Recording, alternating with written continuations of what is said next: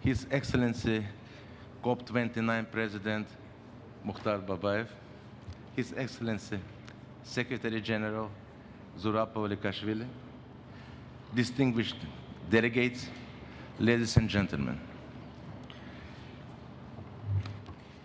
It is my distinct pleasure to extend a warm welcome to each of you as chair of the first ministerial meeting on enhanced climate action in tourism, held here today in our beautiful city of Baku within the framework of COP29. We are deeply honored to host this important gathering, and I extend my heartfelt hospitality of Azerbaijan to each of you. Allow me to begin by expressing my sincere gratitude to the COP29 presidency, the United Nations institutions present today, all the participating states, and especially the Secretary General of UN Tourism, Mr. Zurab Pavlikashvili, and his dedicated team. We are proud that under Azerbaijan's COP presidency, and thanks to the collaborative efforts of a state tourism agency and UN Tourism, and with UNEP's support, tourism has been formally integrated into the COP29 thematic agenda for the first time. With progress built on the momentum of COP29's historic inclusion of tourism provides us with the opportunity to gather here today for the first ministerial meeting on enhanced climate action in tourism. We believe that today's meeting will be historic for all of us. Without further delay, I would like to pass the floor to the COP29 President, Mr. Mukhtar Babayev, for his welcome remarks.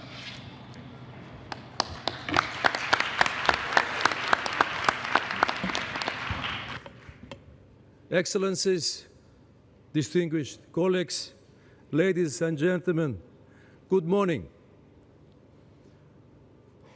In the islands, Inger Anderson can confirm it, especially in the morning when the speaker comes to audience and say good morning, the audience also reply good morning. That's why we are also start again.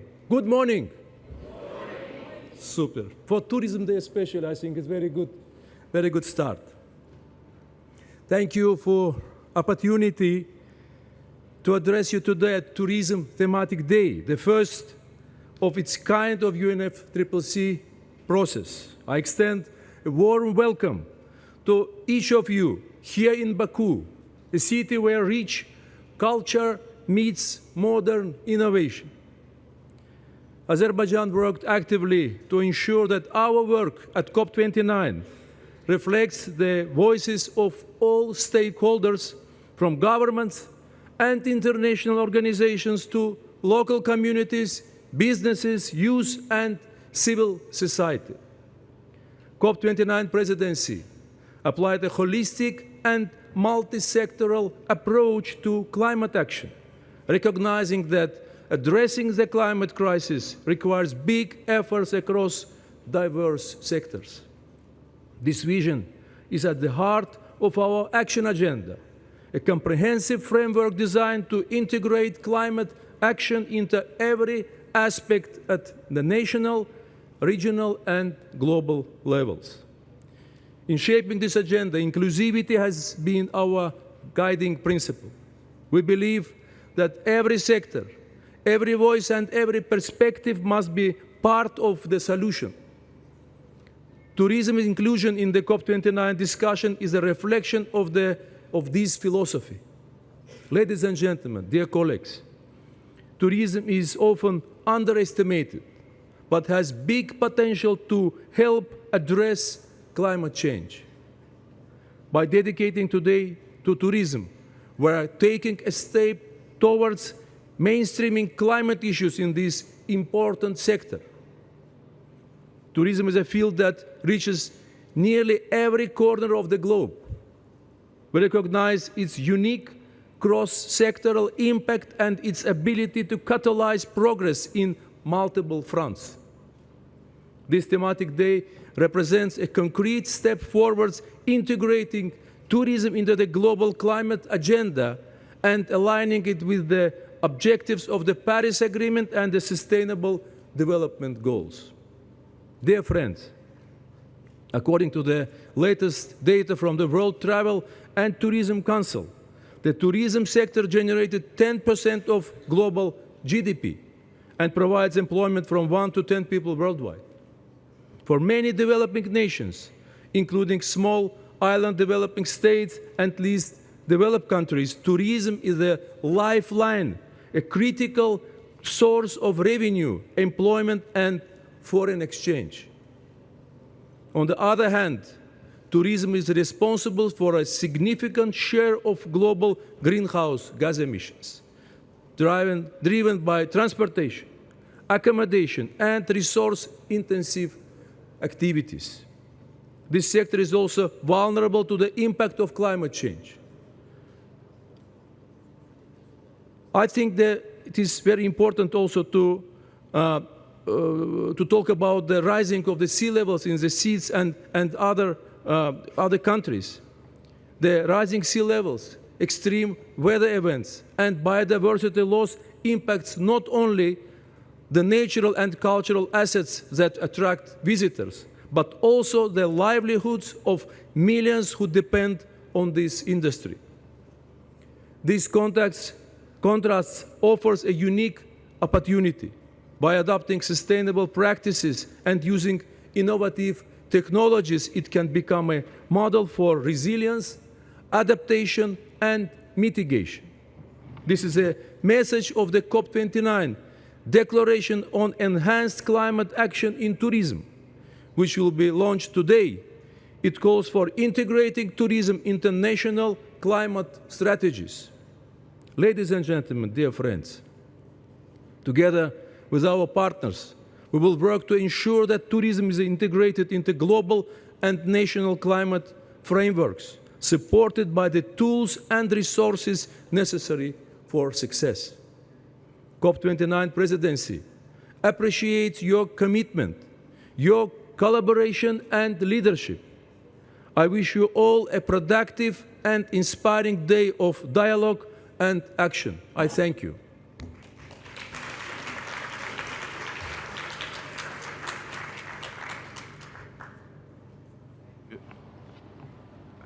Thank you, Your Excellency, for your kind words and warm welcome.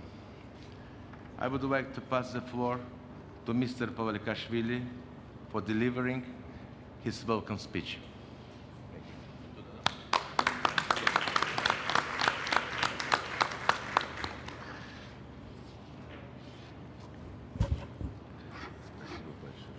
Good morning. Thank you, dear Minister, Mr. Mukhtar Babayev, the President of COP. Your presence is crucial for us. It's very important. You are the busiest man in this country and maybe in the world today, and we are very happy to have you with us, and I will explain why. First of all, thanks for your warm hospitality. I want to thank to my brother Fuad Nagiev, the head of tourism of Azerbaijan, but I am extremely happy because what is happening now in Azerbaijan, I feel that it's happening in my country. You know that I'm from Georgia, the next door, and this is one of the biggest events in the region, and I'm very proud, very happy, and I want to thank to all government, and of course, especially His Excellency President Ilham Aliyev, who made it happen. It's not easy, you know, that to organize such big events in countries like we are, not as known, not as big, but doing this event is really a historical step, and I want to congratulate Azerbaijan, all region, all the world to organize such important event here. Maybe first time, and we don't know when it will be back in this area next 10 or 20 years. Thank you again. Dear Inger Andersen, very important your presence here. For us, your support like a UN organization always is, was, and will be crucial. Again, you are also very busy. All of us, we are busy, but thank you to be with us. For us, it's historical day. It's COP29. 29 years, nobody never talk about tourism. Never. And this is first time, and that's why our dear minister, he mentioned that this is historical day for you and tourists, for tourism industry, and I'm very happy that it's happening here in Azerbaijan, and this is the start of big and very important tradition, because tourism is a big part of many changes in peace, first of all. When we're talking about peace, tourism is one of the strongest tool to establish peace, as peace is very important as never today in the world. But talking about climate change and talking about environmental problems, which is climate, which is food waste, now new challenge we all have. Again, it goes to tourism, and it touched to tourism and affected tourism, and tourism is affected to these challenges we all have in our lives. We first time attended Glasgow COP in Glasgow 4 years ago, and we started to participate, and there we open a floor and we give all our affiliate members to be part of solution for climate change, and until today we have 800 signatories, and we are following, and it's not enough, we know, but step by step we are putting on the board, and collaboration and to be united is very important. Solidarity is very important, like in peace, like in climate change, like in food waste, and everything and everywhere. For that reason, I want to welcome another very important person today in this hall, which is Julia Simpson, who represents the WTTC. We need private sector with us. Without private sector, it's impossible. Governments will talk, ministers will talk, there will be many conferences, but if private sector will not follow all this process, talking about tourism or maybe other industry, it will be impossible to change anything. We will talk, there will be another 30 COPs, nothing will change, and I'm very thankful, Julia, that you made it and you are with us, because for us it's like a first anniversary to start talking about tourism, climate change, and other challenges we have, which goes directly to COP. I want to welcome, and he will be now in a few minutes, our chair, new elected chair of Executive Council, which is Brazil, Minister of Brazil, Tourism, Mr. Celso Sabino. Thank you, dear Shaya, to be with us. Triple SEC, it's very strong and good partner. My best regards and wishes to Mr. Simon. I know that he's also everywhere here, and your presence is another support from another important UN organization. And thanks to all ministers, deputy ministers. I'm very happy to see so many friends, ambassadors. I don't want to miss anyone, but I'm very happy that you made and you are here. So I think that this will be important step to support and participate, all of us, in all things are happening in our industry. I extend my deepest gratitude to COP29 presidency, the State Tourism Agency of the Republic of Azerbaijan again, and our partner UNEP and World UFCC. So, and I will end with another vision, which is very important in our organization. From our organization, we are talking about, and we are invested, and we are focused a lot of education. I think that the solution of any changes, it will be climate, food waste, it has to start from the childhood, because in long term we have to educate our new generation to know more how to behavior when they are traveling. Talking about tourism again and about the theme we will discuss today. Education is most important part, and in long run term I see and we see it the solution. If we educate well and we put from the beginning, from the school, what is climate change, what kids they have to do and how they have to behave when they are traveling, I'm sure that after 10 or 15 years, results will be there. If not, I'm with a big respect of all conferences and all panels and all meetings and dinners and lunches and photos, I think it will be impossible. So welcome again. Wish you successful COP, which is finishing now in these days. Again, I want to congratulate Azerbaijan with this big achievement, historical step. COP, another opportunity to host international tourists, and I'm sure that numbers are there for what he knows better. More than 120 countries attended this event. This means that 100 countries, when the people will be back, will talk about Azerbaijan, and they will tell, I'm sure that Azeri hospitality surprised all of you, and you will be back. Your friends will be back, and they have to be back in this wonderful and great country. Talking about education, I will put 1 minute, it's not video, it's sound of my daughter 4 years ago, and then you will understand why I think and I feel that it's important to educate our kids. Because when I was studying, and all of us, me, minister, all of us were in our schools, we didn't know anything about COP, anything about food waste, anything about climate change. It was something abstract, and you will understand in 1 minute. Thank you very much, and have successful and nice days in Baku.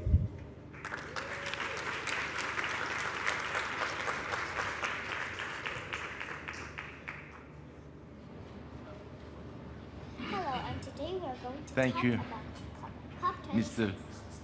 Secretary General. Question is, what is COP26? COP26 is the 26th meeting of members of the United Nations Framework Convention on Climate Change. Why is COP26 important? COP26 is the most important COP since 2015. It is an opportunity to see what has been achieved and what not. Where is the what not? In this meeting, important people from all over the world are going to discuss climate change problems. Question 3. Where is the meeting? The meeting is in Scotland, Glasgow in November. Whose job is it to take action against climate change? The rich countries that are the most responsible for carbon dioxide that is in the atmosphere today. Bye, I hope you enjoyed this.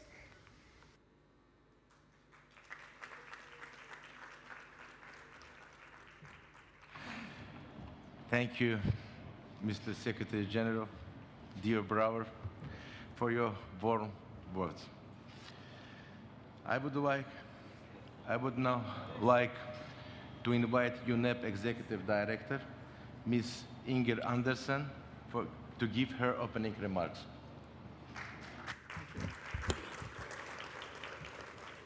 Now, Minister Babayev taught us a lesson, so let's see if we've learned it. Good morning.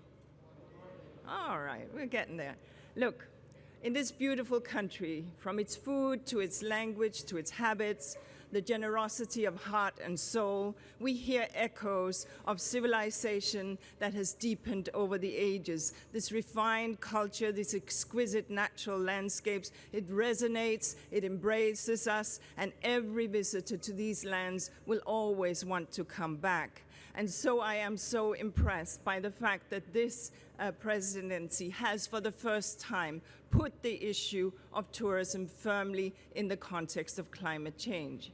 And that is important because the emissions gap report tells us that right now we are not going in the right direction. Our emissions in 2023 went up, not down, by 1.3%. That is not the news we want to have. In fact, what we need to see between now and 2030 is a reduction of our emissions by 41% if we want to stay with 1.5 degrees. If we want to hit 2 degrees, and I tell you we really don't, then we have to reduce by 28%. That gives us 5 years to get it done, but it is entirely doable. And it is doable in part because the tourism sector has an opportunity to step up, because the tourism sector has a responsibility of 8.8% of all global emissions. So it is a contributor, as we heard from the distinguished speakers. And within the tourism sector, this 8.8% of global emissions, 70%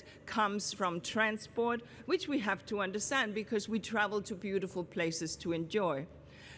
But tourism is also a consumer of materials and plastic, etc. So there are many chances within the tourism sector to step up, to lean in on sustainability. Why?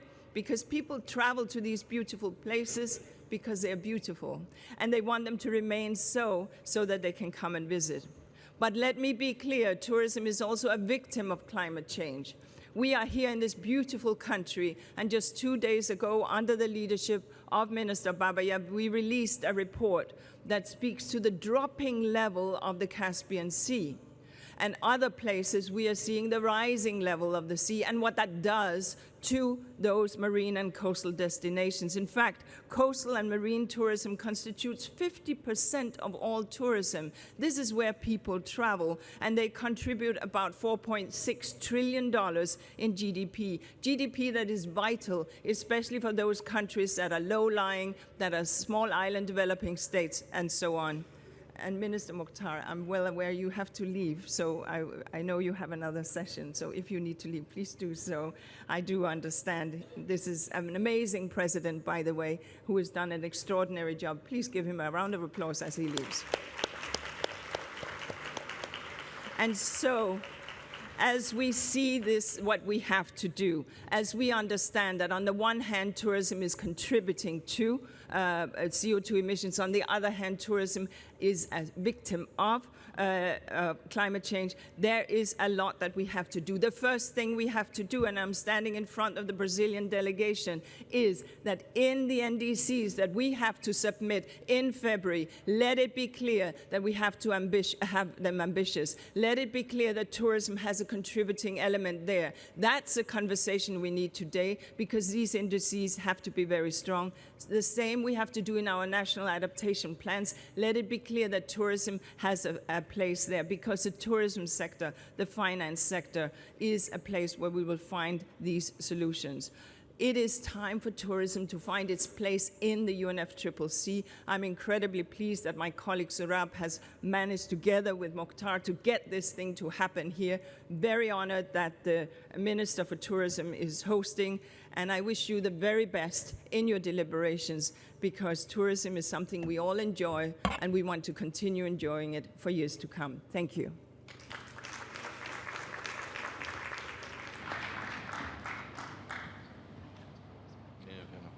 Thank you, Ms. Anderson, for your contribution. I now pass the floor to the UNFCCC Operations Coordinator, Ms. Chaya Kapilashirami. Thank you. Excellencies, colleagues, and friends, greetings. I apologize that I am delivering my remarks sitting down, but I seem to have hurt my leg walking the beautiful venue, so apologies. Tourism is a connecting force. It connects us to cultures and communities across the planet. It connects us to natural ecosystems around these communities. It builds empathy and love for humanity and for the planet we call home. It's only fitting that we address this powerful force at COP29, especially when it is under serious threat of climate change. From lush coastlines to the many small island nations to ancient streets in the world's cultural capitals, millions of livelihoods are at risk. Tourism is not a small sector. It represents 9% of GDP. We have to make sure that we protect it, the communities that depend on it, and the ecosystems with which tourism relies on. Which brings us to today. Glasgow gave us the first declaration on climate action in tourism. Now, the launch of the Baku Declaration on enhanced climate action in tourism signals that this collective commitment is growing in scope and ambition. Every country must align this important economic activity with our global climate action goals, finding new and innovative ways to share the beauty of our planet without incurring the costs of destroying the very beauty that connected us in the first place.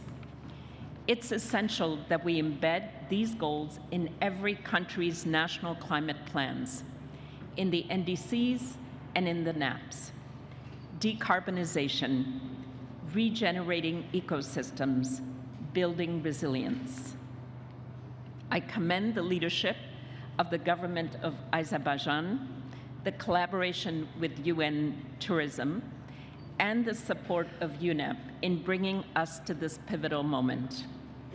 Let today bring a springboard for net zero transformation, with adaptation in mind, pursuing greater resource efficiency, sustainable mobility, and better waste management. Let today inspire new, innovative policies that integrate tourism into national climate agendas. Let today foster public-private partnerships and secure financing necessary to enable the sector's transition to net zero operations. We must remember the communities at heart of tourism demonstrated remarkable resilience during COVID-19. They weathered the storm. Now we must work together to provide the resources they need to not only recover, but to thrive sustainably. Together we must act so that tourism not only survives the climate crisis, but emerges as a vital connector of people, cultures, and the planet. Let this sector embody sustainability, justice, and equity. I wish you a productive day of discussion, commitments, and forward-looking action. Thank you.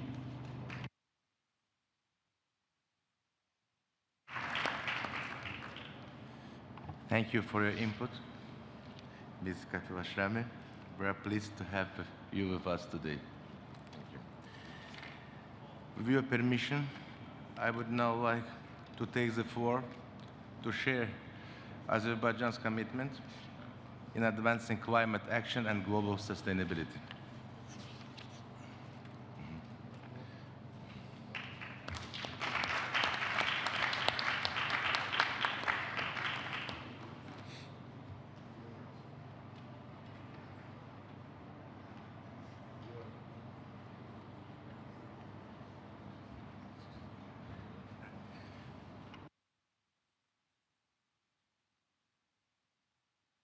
Your Excellencies, distinguished ministers, esteemed guests, ladies and gentlemen, good morning.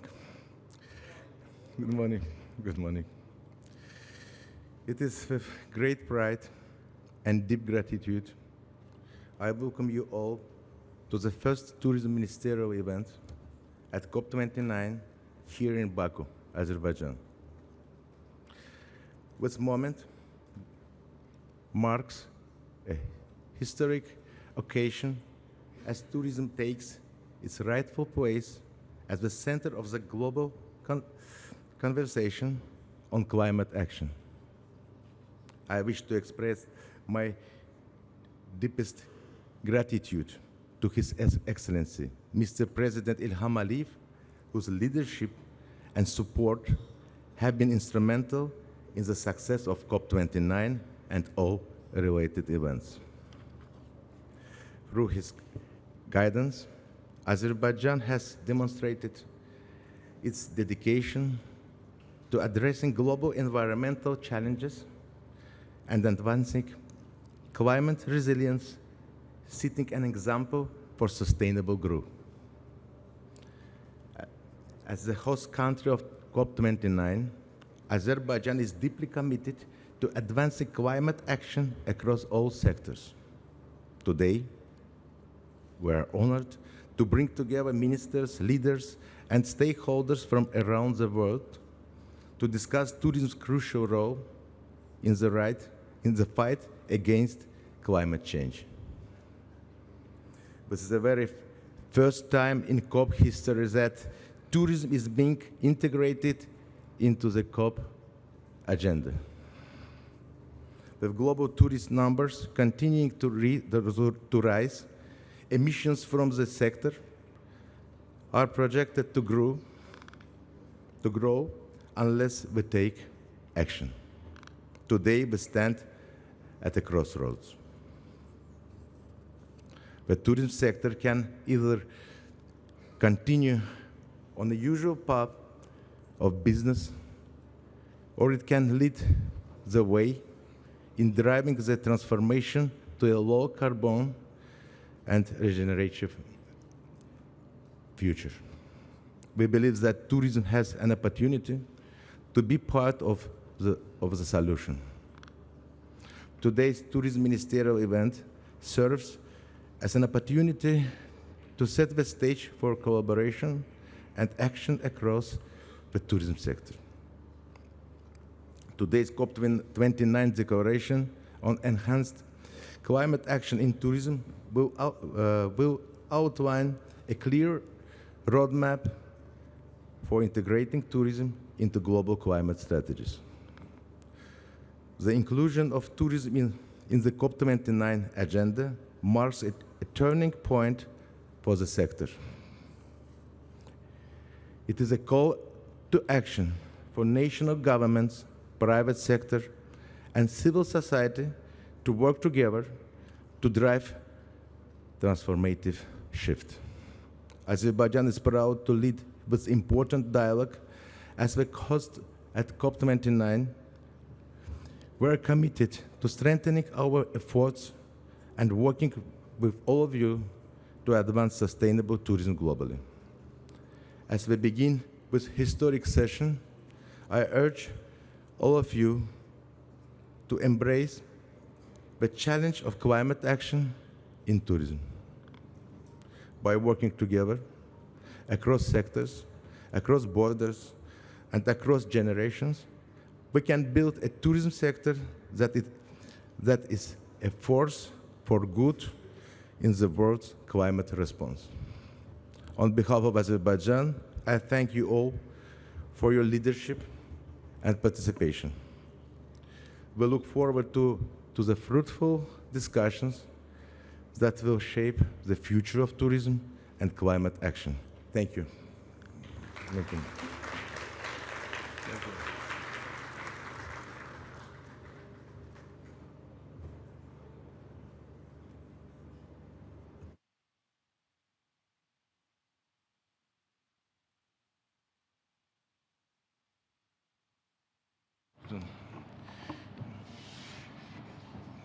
Before proceeding with the second part of our meeting, I would like to thank Mr. Babayev, Mrs. Anderson, and Ms. Kapivashrami for taking the time to join us today. And Mr. Mukhtar Babayev and Anderson leave us.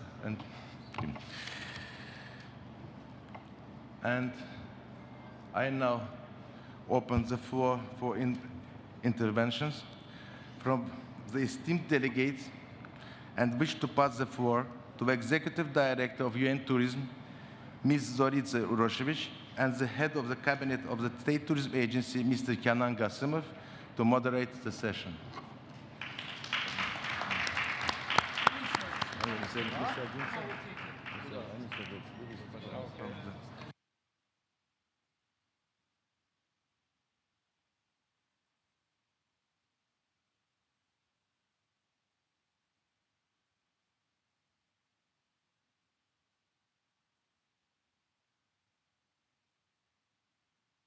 Zorica is a godmother of this event. She initiated. She is my deputy, and I wanted to say to our colleagues. So good luck.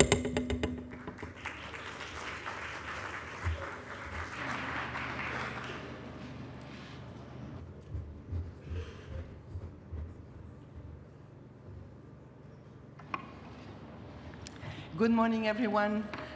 Really very happy to see you all and to see such a full room, showing that the uptake and the interest of everybody here is really on top of the agenda for an enhanced climate action. So bear with us. We have a number of speakers. We have about 15 countries and ministers joining us today, which is a significant, I can say, achievement. Thank you to Azerbaijan. Thank you, Kanan Gazimov, for helping us, and thank you for you to responding so positively. And I would like to join Secretary General in thanking the Presidency, UNFCCC, UNEP, the State Tourism Agency for the Republic of Azerbaijan, the United Arab Emirates, and Brazil, and all the ministers' countries that are here with us. I've mentioned the United Arab Emirates and Brazil because it is part of the Troika, and they are going to be fully part of the roadmap from Baku to Belém next year. This Tourism Day is the foundation of making tourism a key sector for sustainable development and climate action. We are proud to recognize the efforts of tourism ministries and stakeholders in the implementation of climate action, and even more, the invitation of environment ministers to join forces for bold climate action. And we will be having today few ministers of environment that will be speaking for the tourism sector. And I think this is just unique because this is allowing everybody to better interact with their colleagues at the governance level to move into climate action. Yet the climate emergency is advancing at fast pace, and a sector brings opportunity to many local communities and society, and we need to accelerate the way in which we address this challenge. We really need to shift to climate resilient tourism. We are now going to start the ministerial segment where we would be hearing statements from country representatives, starting with the Troika. Azerbaijan, we just heard. I will be calling on the United Arab Emirates and Brazil first, and then we will follow the United Nations protocol for alphabetical order of the countries. Dear Excellency, I just have one ask.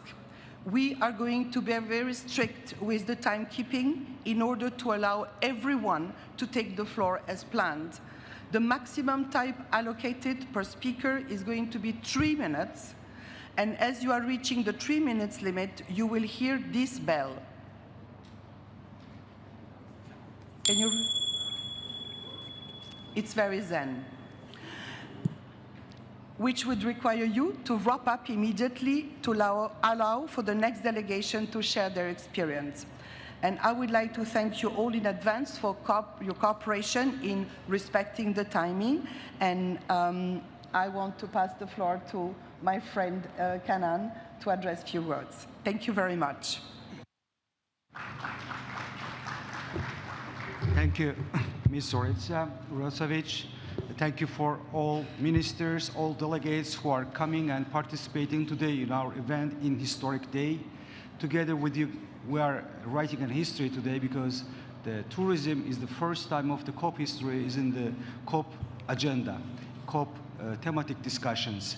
And I am sure that in the upcoming years, we will be able to improve this communication, improve these commitments, and tourism will be a global discussion for the climate change. Actually, everything has already been mentioned. Considering that we have a really time limits, I would like to start with the interventions, and with my pleasure, would love to give the floor Mr. Abdullah bin Tok Al-Mari, Minister of Economy and the Chairman of the Emirates Tourism Council. Please, floor is yours.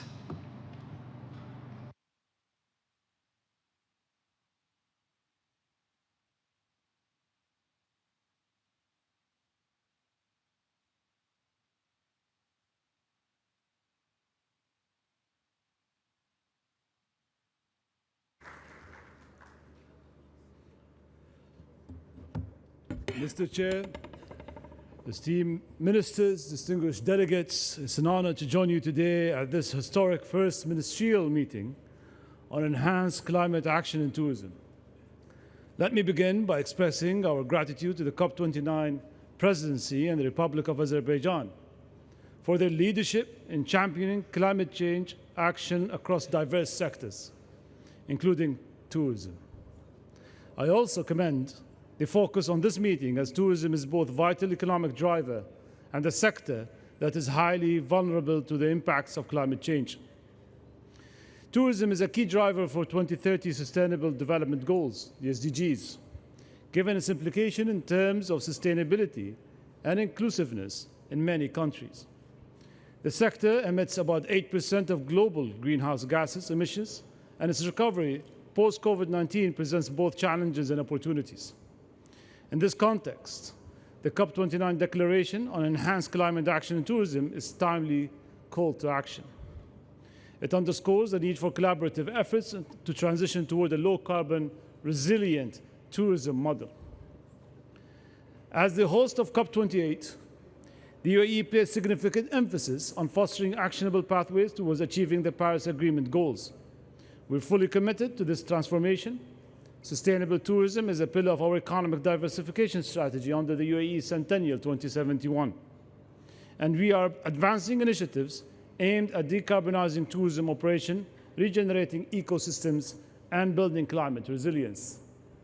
The transformation of tourism, however, requires not only strong policies, but also financial support and capacity building.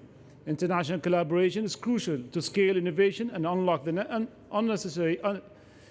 necessary resources. In this regard, the UAE applauds the focus on finance within this declaration, which is vital to supporting developing countries, including small island states and least developed countries where tourism is a lifeline for millions of people. We stand ready to collaborate on scaling solutions as we implement the outcomes of COP28 and support the outcome of COP29 agenda. Our commitment remains unwavering. We envision a global tourism sector that thrives in harmony with the environment, empowering communities and preserving cultural and natural heritage.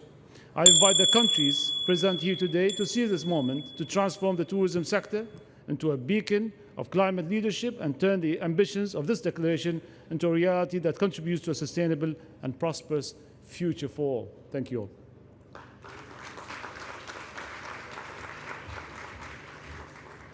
Your Excellency, thank you very much, and thank you for keeping the time. Very strong message. I just wanted to say that the Baku Declaration has so far received 51 countries endorsing, including UAE. I would like now to call our next honorable speaker, Honorable Minister Celso Sabino, Minister of Tourism of the Federative Republic of Brazil. Please, sir, the floor is yours.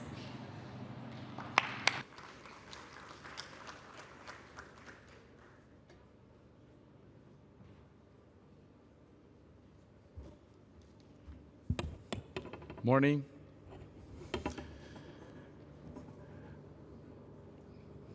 Hi, my friends.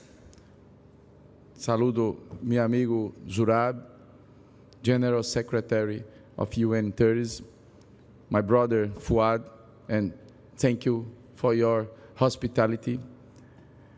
Zoritra, Kanan, my friend Abdullah bin Tug from Saudi Arabia, brother, and everyone. I would like to extend my greetings to everyone present at this forum, which is crucial for the future of our planet. We are gathered here for a common purpose, to devise solutions of the recovery of the damage caused to our environment and to propose alternatives to promote global prosperity. focusing on the sustainable development of our nations. This must be an unpostponable commitment to our present, to the future of our children and the generations to come. Brazil, under the leadership of the President Lula, deploy values dialogues as a means to ensure a responsible and inclusive words.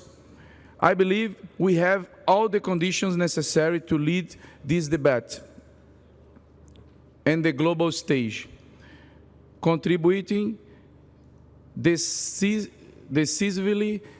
to the fight against and preservation of increasingly frequent climate disasters. Ladies and gentlemen, we are here in Baku with internet, with food, with hotels, with air conditioner. Our children are in the school with perspective to the future. But now, in any forest around the world, rainforests, like in Amazon, the people don't have the same perspective. The people in any place in the world have hungry now. The childs in any place in the world don't have school to go now. And to protect our environment, to preserve and combat the changed climates, we need get to these people, to that people, the perspective to the new future, economic, financial, and social future. And UN 30 put this theme in center of the table. And now, under the leadership to Mr. Zurabi, we talk about this every day. So I want to say congratulations, Azer, congratulations, my brother Fuad, congratulations, UF3C, and let's go. Good morning, good work to everybody. Thank you.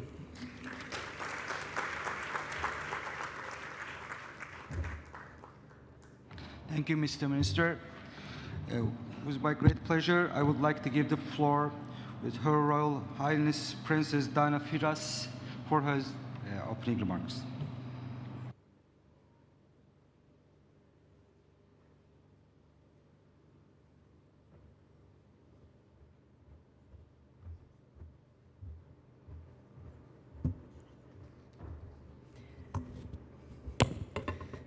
Good morning, everybody. Your Excellencies, I wanted to just say a big thank you to you, Zorista, because it was your leadership and incredible energy that has brought us all together here. So thank you very much. Tourism, we all agree, is one of the world's most powerful industries, capable of driving economic growth, fostering cross-cultural understanding, and promoting the conservation of our natural and cultural treasures.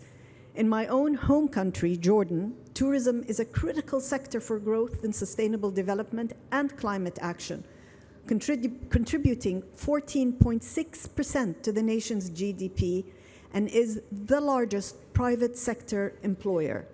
Last year, Jordan, like much of the world, was well on its way to full recovery from the pandemic regression of 2020.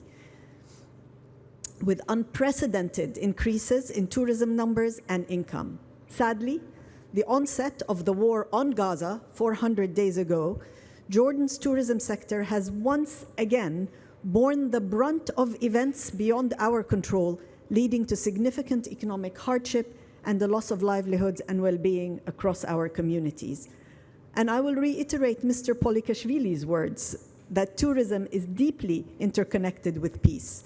This tourism initiative at COP29 is contributing to supporting a global architecture, a framework in which we can contribute to global peace and justice for all, access necessary finance, and enable tourism to thrive and contribute to climate action.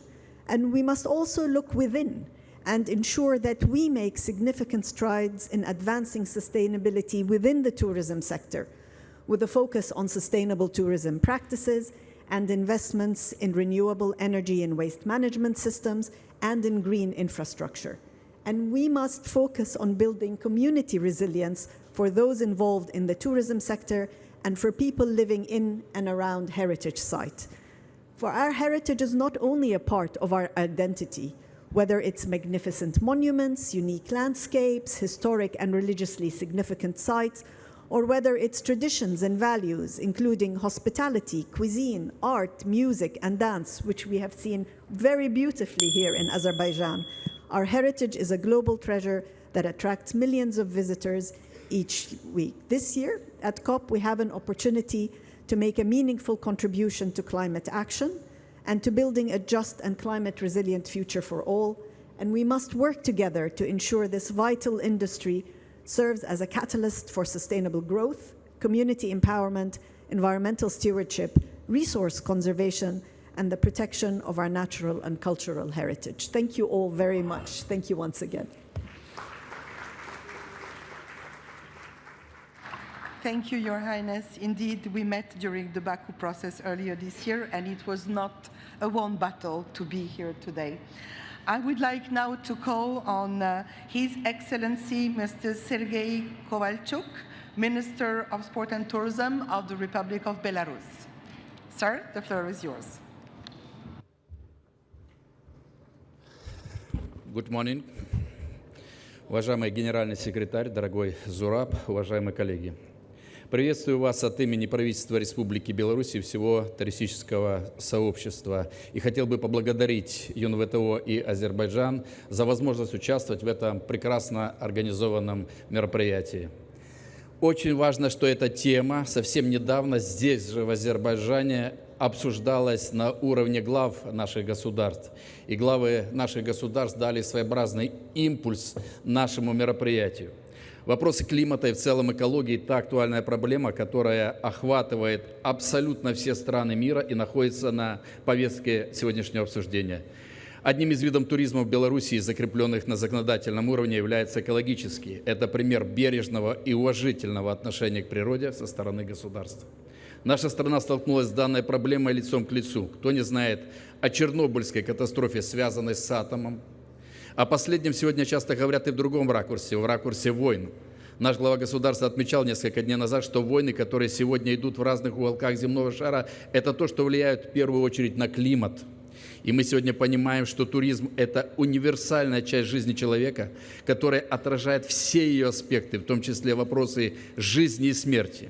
В прошлом столетии Республика Беларусь столкнулась с ужасной трагедией, связанной с военными событиями. Каждый третий житель страны погиб во Второй мировой войне, 2,5 миллиона человек.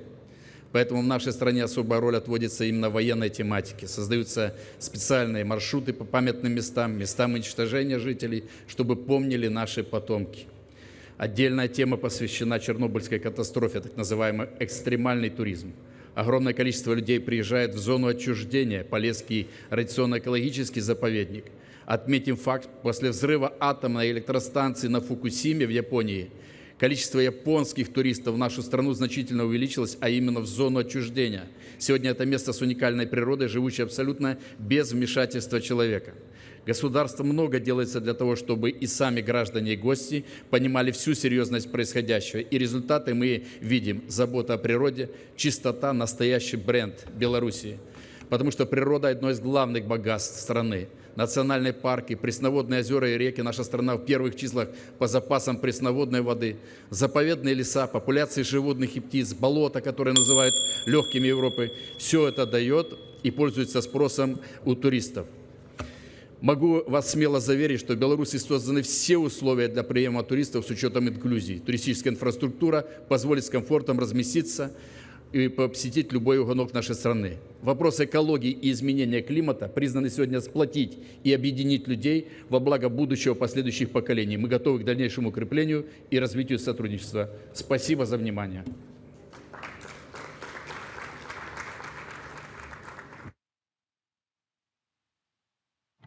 Thank you, Mr. Minister. I would like to give floor His Excellency Mr. Franz Tattenhaupt, Tattenbach, Minister of Environment and Energy, Republic of Costa Rica.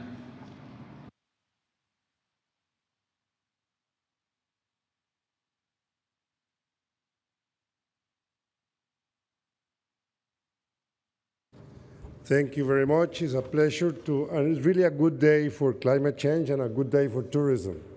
This is an amazing event that we're having the tourist sector coming on board on the fight against climate change. In Costa Rica, we had started this alliance between tourism and climate change long time ago, but as has been said by the UN Tourism Secretary General, tourism is a very important sector in the world, 8%, in Costa Rica, likely that much or more. It was an important sector transforming Costa Rica into a sustainable country. It helped detain deforestation. It was a transformational sector. But keeping it sustainable, keeping it viable, and assuming the global responsibility is very important. And what more than this launch of this pledge to combat climate change and come on board for the climate fight. I think it cannot be a better day. It's a good day. It's a good day for the tourist sector. It's a good day for the climate action. So I'm thrilled. We are rushing here because we have, as ministers of environment of the COP, we're going to see us not doing very elaborate speeches, but rushing. But we are very, very happy. I am personally very happy. I am.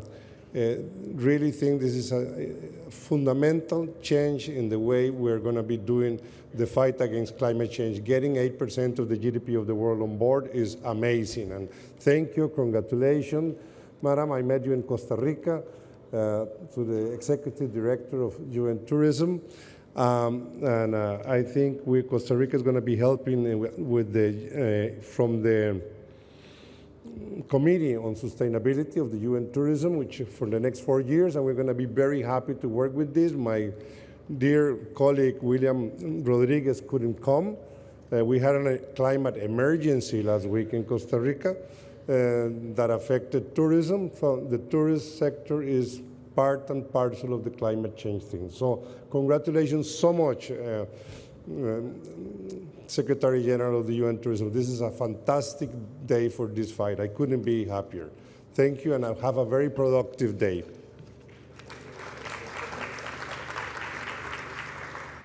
Your Excellency, Franz Tattenbach, yes, indeed, we met in Costa Rica just few months ago, and you kept your promise as a Minister of Environment and Energy to be present with us. This is really a big change, and as you just said, Costa Rica is the chair of UN Tourism Sustainability Committee, and we are in very good hands to continue.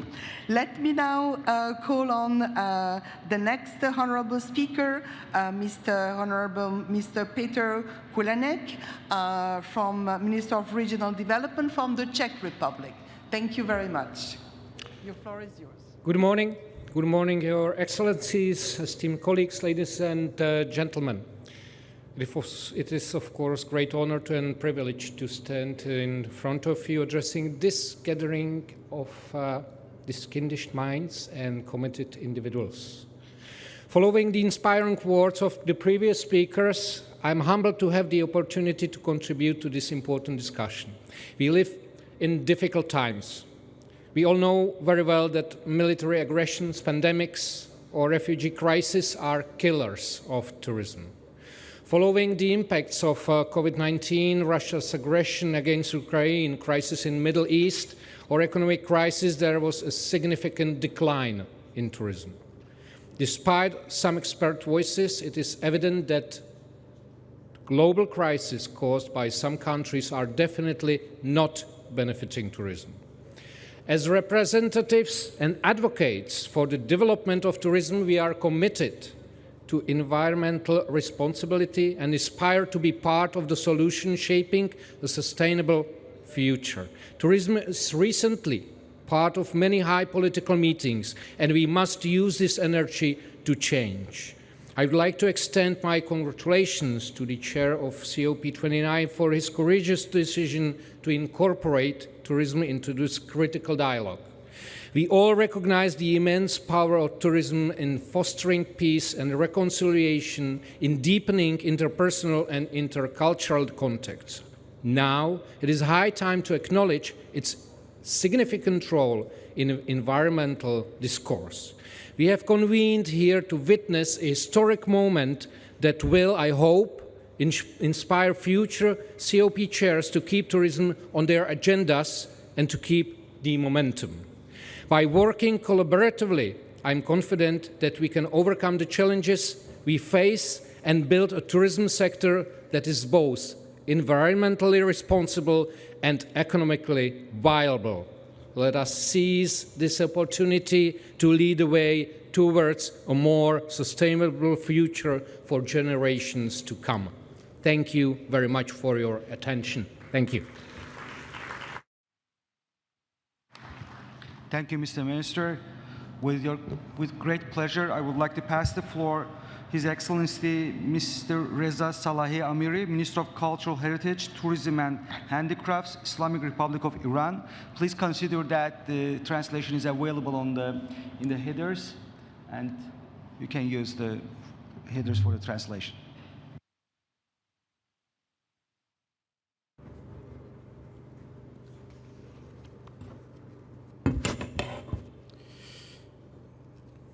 جناب آقای فؤاد نقیوف، رئیس آژانس گردشگری آذربایجان، جناب آقای زوراب، دبیرکل سازمان گردشگری ملل متحد، وزرای محترم، مهمانان عزیز، خانم‌ها، آقایان، در سالهای اخیر مباحث مربوط به پایداری و تغییرات اقلیمی به شکل جدی در گردشگری مطرح شده است. اهمیت روزافزون صنعت گردشگری در سطح بین المللی با توجه به رکورد ثبت شده در جابجایی مسافرین، ضرورت ارائه الگوی جدید در زمینه توسعه پایدار در گردشگری را به ما یادآور می شود. در راستای محقق نمودن این هدف، کشور من ایران نیز راهبردهای مشخصی را برگزیده تا بتواند استانداردهای موجود را با معیارهای پایداری و زیست محیطی قابل قبول نزدیک کند. در تعریف پروژه‌های توسعه و همچنین به منظور گذر به گردشگری سبز، ایران گام‌های مهمی برداشته که برخی از آنها عبارتند از اختصاص بودجه به توسعه برای فراهم نمودن شرایط مورد نیاز برای توسعه پایدار و حفظ محیط زیست، مثل اعطای وام برای ساخت نیروگاه‌های کوچک خورشیدی در سایت‌های گردشگری، افزایش تاب آوری در گردشگری با بهره‌گیری از اقداماتی از جمله وضع قوانین جدید برای بهره‌گیری از استانداردهای زیست محیطی نوین در کلیه مراحل ساخت و سازه‌های ساخته شده در گردشگری، مدیریت پساب‌ها، فاضلاب و کاهش میزان مصرف آب در تأسیسات گردشگری، پروژه‌های نمونه در 5 هتل در سطح کشور راه اندازی شده و در حال بهره‌برداری است. کاهش میزان تولید کربن در گردشگری از طریق تأسیس 6000 اقامتگاه بومگردی در سراسر کشور که از لحاظ مصرف انرژی در ساخت و نگهداری با استانداردهای جدید جهانی انطباق دارد. به کارگیری مسائل محلی در ساخت ارائه غذاهای محلی با استفاده از تولیدات بومی و نمایش نمادهای فرهنگی از جمله امتیازات مراکز اقامتی هستند. اعطای عنوان نشان گردشگری سبز به افراد کوشا در این زمینه در این راستا و در سال جاری میلادی تاکنون 3 نشست هماندیشی برگزار شده است. حمایت از سازمان‌های مردم نهاد به منظور تقویت زنجیره گردشگری سبز. حضار محترم، هر تغییر بزرگ در سطح بین‌المللی نیازمند تلاش بیوقفه در راستای صلح و احترام به حقوق اساسی همه انسان‌ها برخورداری از زمین سبز است. در سالی که سازمان جهانی گردشگری آن را به درستی سال گردشگری و صلح نامگذاری کرده است، ضمن ابراز همدردی با دولت و ملت ضمن ابراز همدردی دولت و ملت جمهوری اسلامی ایران با مردم مظلوم غزه و لبنان مایلم تأکید نمایم حداقل انتظار از جامعه جهانی این است که موضع‌گیری سریع و قاطعی را در محکومیت جنایت جنگی و نسل‌کشی رژیم صهیونیست اسرائیل اتخاذ نمایند. در پایان از دولت آذربایجان و دبیرکل محترم سازمان جهانی گردشگری به جهت برگزاری و مدیریت این رویداد به شکل ویژه سپاسگزاری می‌نمایم. Thank you.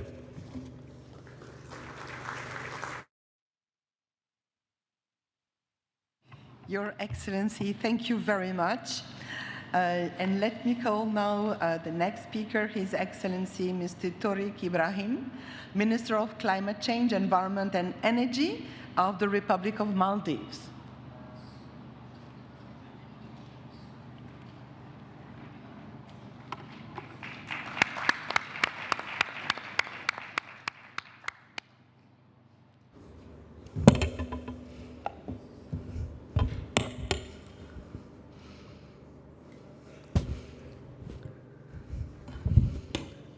Bismillahirrahmanirrahim.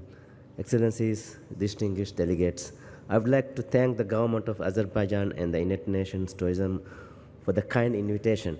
I am honored to be part of these discussions. Maldives is renowned for its stunning natural beauty, pristine beaches, vibrant coral reefs. The industry forms the lifeblood of our economy, providing livelihoods for thousands of Maldivians and contributing significantly to our GDP. However, the very elements that make our islands so attractive are under threat from the impacts of climate change. Rising sea levels pose a significant risk to our low-lying islands. Increasing frequency and intensity of extreme weather events cause severe damages to our infrastructure and disrupt tourism activities. Moreover, the warming of ocean waters leads to coral bleaching, endangering the vibrant marine life. In the face of these challenges, we must act decisively and adapt and protect our tourism industry. We are attempting to do just that. Firstly, by incorporating community experience, products, and priorities into our tourism industry. One example of this is developing mangrove trust tours that create guest experience while also contributing to the protection of such ecosystems. We are also emphasizing local food production and integration of this into the tourism sector. For many resorts and guest houses in the Maldives, sourcing local products is challenging, often relying on external markets. Climate change threatens these supply chains, making local sourcing more appealing. Some businesses are now collaborating with local communities to source fish, improving sustainability and resilience. Secondly, we are also working to protect our destination assets. We are using various soft adaptation measures to combat coastal erosion, including beach replenishment, temporary seawalls, and coastal vegetation detention. These methods often incorporates local and traditional knowledge. Combining these traditional and modern techniques helps protect coastal areas for future generations. From the insurance angle, we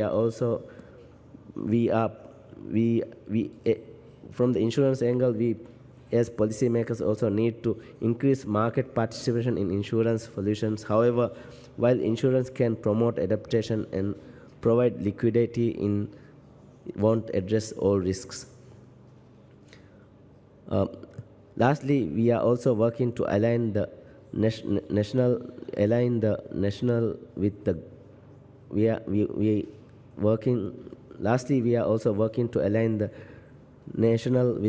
global.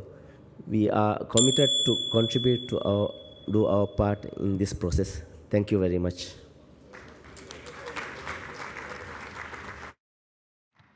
Thank you, Mr. Minister. I would like to give the floor Her Excellency Ms. Simonida Kornic, Minister of Tourism, Montenegro. The floor is yours, Ms.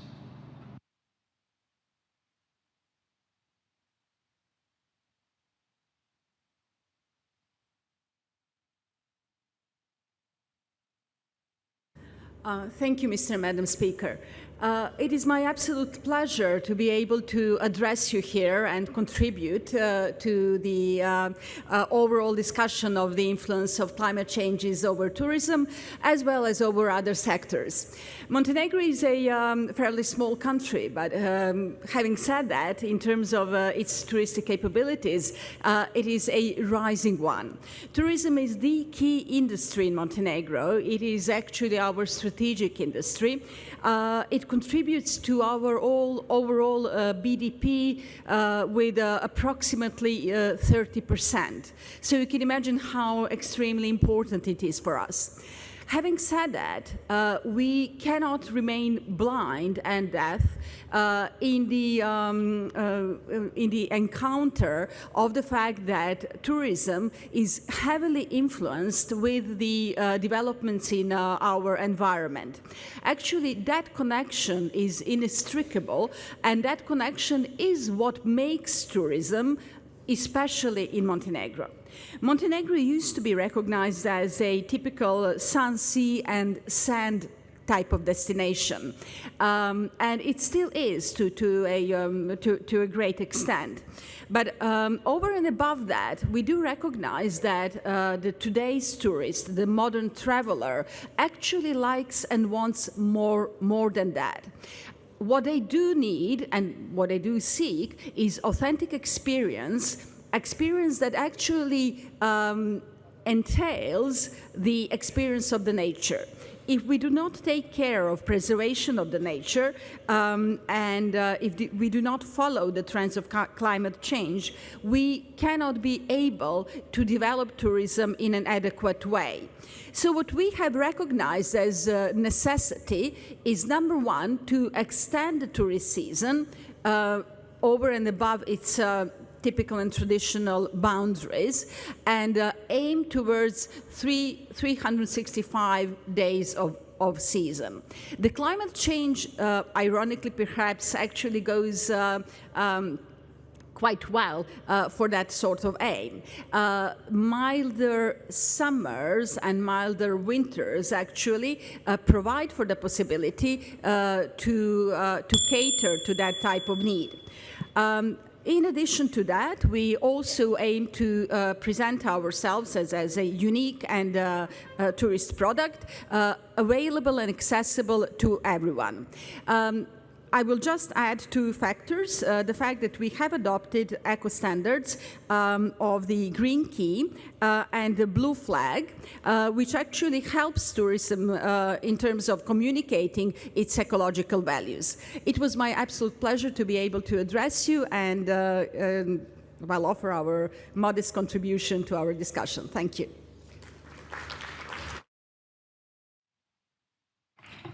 Thank you, Your Excellency. Hvala lepo. I would like now to call the next speaker, His Excellency Zoran Ljutov, Minister of Culture and Tourism of the Republic of North Macedonia.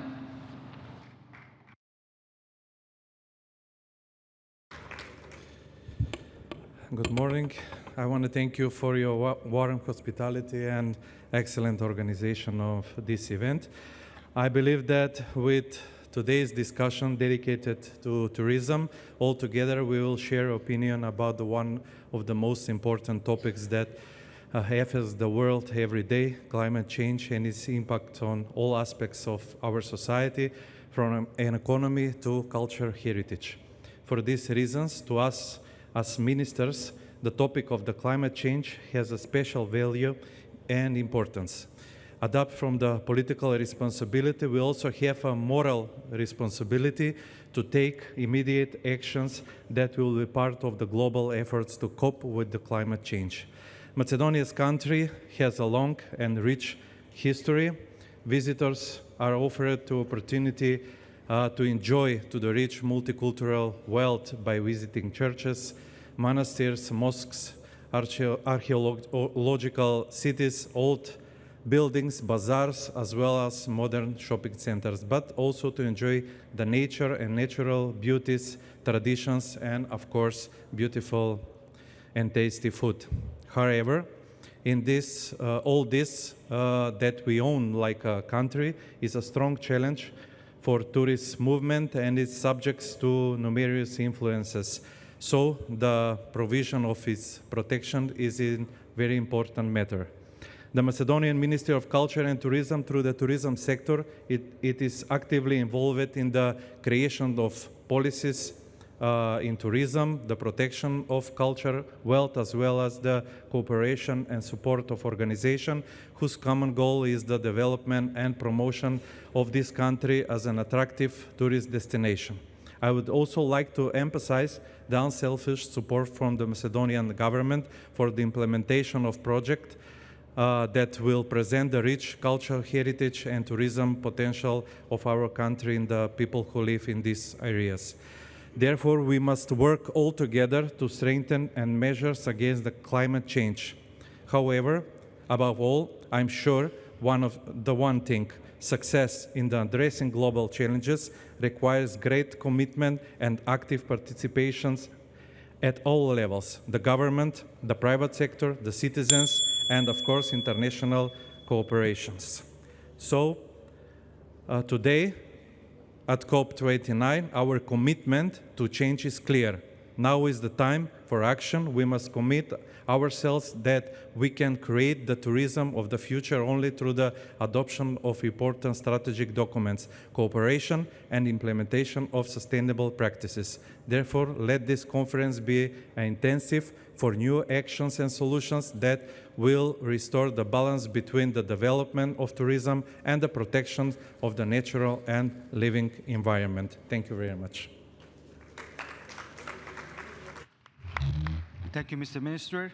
Now I want to pass the floor Mr. Yerjan Yerkimbayev, Deputy Minister of Tourism and Sport, Republic of Kazakhstan.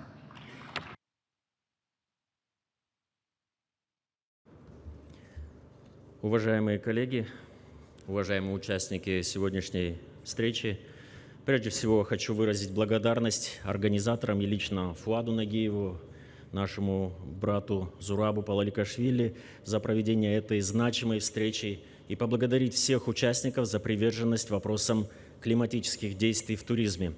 Все мы осознаем, что наш долг – это обеспечить социально-экономическое развитие, сохраняя природное и культурное наследие, сделав его доступным для будущих поколений.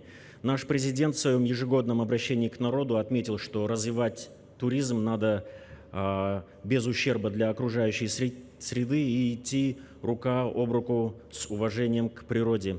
С 2018 года в стране нашей действует Координационный совет по целям устойчивого развития под председательством заместителя премьер-министра. Более того, в прошлом году создана парламентская комиссия по мониторингу реализации национальных целей и задач в области устойчивого развития. Казахстан обладает уникальными природными экосистемами, включая степи, горные массивы, пустыни, водные артерии, которые сохраняются в составе 14 национальных парков и 10 заповедников.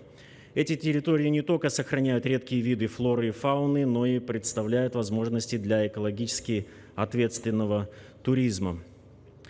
In alignment with the SDGs, tourism in Kazakhstan is closely linked to goal number 8, decent work and economic growth. We aim to develop and implement strategies that encourage sustainable tourism, create jobs, support local culture, and stimulate the production of local goods. As a result, one of our villages in Almaty region recently earned high recognition as part of the UN Tourism's Best Tourism Villages initiative. Another example is at the ITB Berlin exhibition this year. Another region of Kazakhstan was awarded as a green destination in Top 100 Story Awards. We are eager to share our experiences and learn from other nations to create a global network for sustainable tourism. During a recent visit by the Secretary General of UN Tourism, Kazakhstan expressed readiness to establish a monitoring lab for sustainable development under INSTO, which is International Networks of Sustainable Tourism Observatories in Almaty. In this context, Kazakhstan supports the adoption of the Baku Declaration on enhancing climate action in tourism. Thank you for your attention. Thank you, sir. Yes, indeed, Kazakhstan has endorsed the Baku Declaration. Let me now call the next speaker, Mr. Agil Al-Saibarani, Deputy Minister of the Ministry of Tourism, Kingdom of Saudi Arabia. Sir, the floor is yours.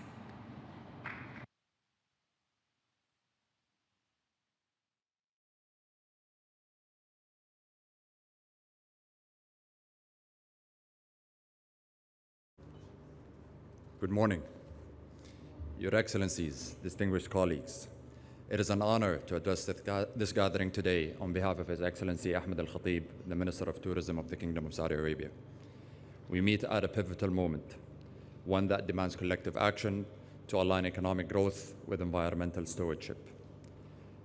In Saudi Arabia, sustainability is not just a goal, it's a guiding principle. Under Vision 2030, we have set ambitious targets to address global challenges and contribute to shared solutions. Central to this effort is the Kingdom's commitment to generating 50% of its energy from renewable sources by 2030. This transformation is already in progress, with 4.1 gigawatts of renewable energy capacity now connected to the grid, supplying enough energy to power close to 1 million homes. We are also building the world's largest green hydrogen plant, an $8.4 billion initiative that will redefine how energy is produced and consumed globally. These efforts reflect Saudi Arabia's belief that sustainability drives progress, not just for the kingdom, but to the world. This vision extends into tourism, a cornerstone of our economic diversification and a critical enabler of cultural exchange. Tourism is not only about growth, it is about balance between development and preservation, between people and nature. In 2023, Saudi Arabia have achieved a significant milestone, welcoming over 100 million tourists. And by 2030, we aim to host 150 million tourists annually. But this growth will not come at the expense of the environment. Instead, it will be rooted in sustainability. Projects like Red Sea Global, which pioneers regenerative tourism by targeting 100% renewable energy and carbon neutrality, while preserving Saudi Arabia's pristine western coast and coral reefs, show what is possible when ambition meets responsibility. These initiatives are complemented by the under-construction King Salman International Airport in Riyadh, designed to minimize environmental impact by reducing waste and resource consumption while incorporating advanced green solutions and technology, setting a new standard for sustainable infrastructure. Sustainability in tourism is not just a responsibility for individual nations. It is a global imperative. This is why Saudi Arabia has launched the Sustainable Tourism Global Center, a platform designed to lead and accelerate transition to sustainable practices across the industry by fostering collaboration and sharing expertise. The STGC aims to address challenges such as climate resilience, community empowerment, and biodiversity conservation. The task before us is immense, but it's also inspiring. Together, we can redefine tourism as a force for good, one that creates opportunities while safeguarding our shared future.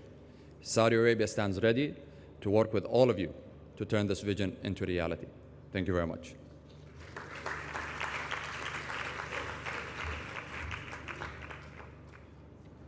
Thank you. I would like to give the floor Mr. Dunstan Kitandula, Deputy Minister, Minister of Natural Resources and Tourism, United Republic of Tanzania.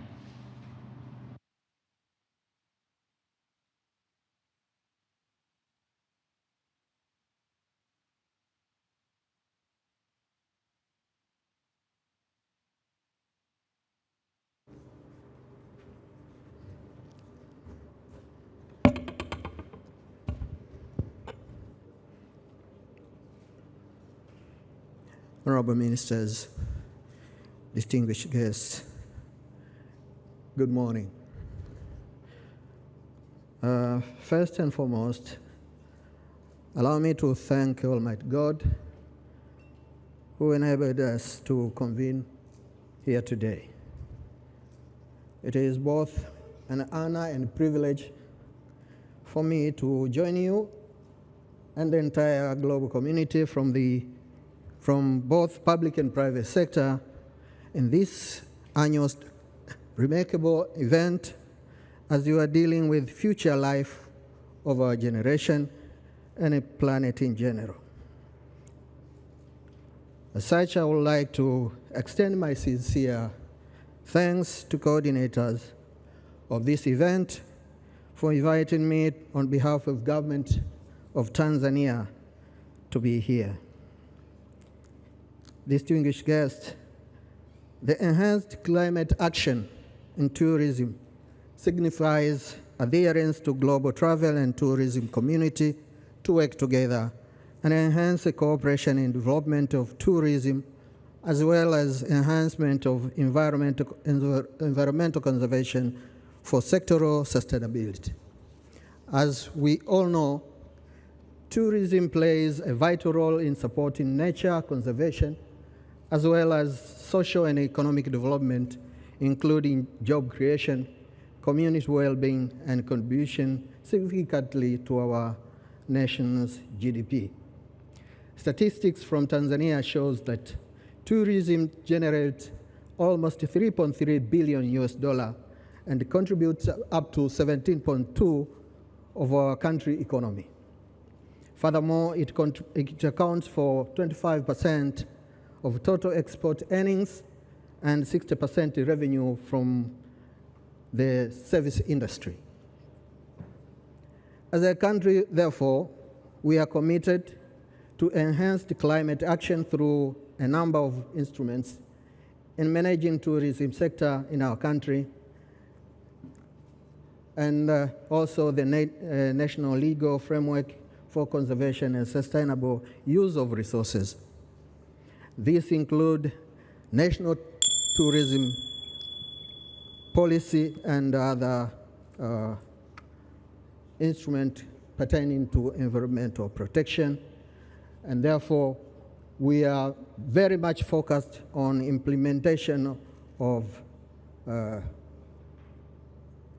application of environmental impact assessment as well as environmental audit. Therefore, let me conclude by saying that tourism has potential to become a model for sustainable development by integrating enhanced climate action into cooperations. The sector can significantly contribute to global fight against climate change while ensuring long-term resilience and equity. Once again, thank you for your kind attention and welcome to Tanzania. Thank you, sir. For the sake of time, I would like to ask the speakers, which I informed that are going to speak next, to be really closer to the podium because we will be having to give the room back at a time and we will not have the time to hear everyone. Thank you very much. I would like now to call on Mr. Obidjon Kudratov, First Deputy Minister of Ecology, Environment and Protection and Climate Change of the Republic of Uzbekistan. Thank you, sir.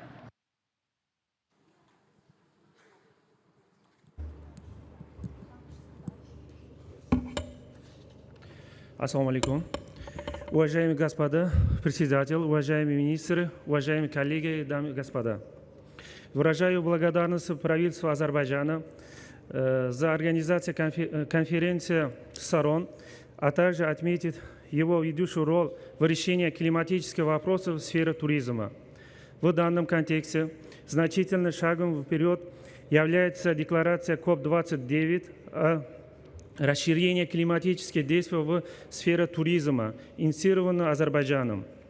Это является ярким примером приверженности Азербайджана укрепления международного сотрудничества в области климатических мер и продвижения устойчивого туризма. Декларация направлена на внедрение инноваций и активных совместных действий. Уважаемые коллеги, Узбекистан, будучи одним из первых сторонников данной декларации, твердо поддерживает развитие туризма, направленного на снижение углеродного следа, сохранение биоразнообразия и экосистем.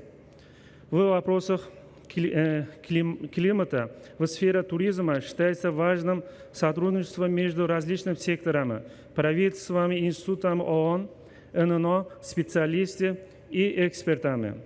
Узбекистан уже делает значительные шаги в этом направлении. Позвольте мне выделить некоторые из наших инициатив. Прежде всего, мы интегрируем климатические решения в стратегию развития туризма.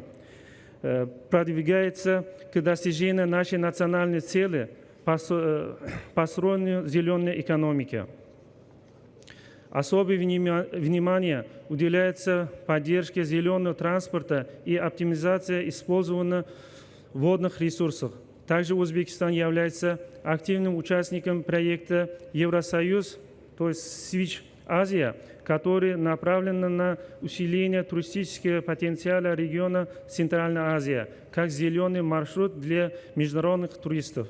Развитие экологического образования и науки является очень важным для нас в Узбекистане. Создан Центральноазиатский университет экологии и изменения климата, известный как Green университет. Недавно открыт кампус Международной академии туризма и в Самарканде играет ключевую роль в продвижении экологического туризма в регионе. Спасибо за внимание.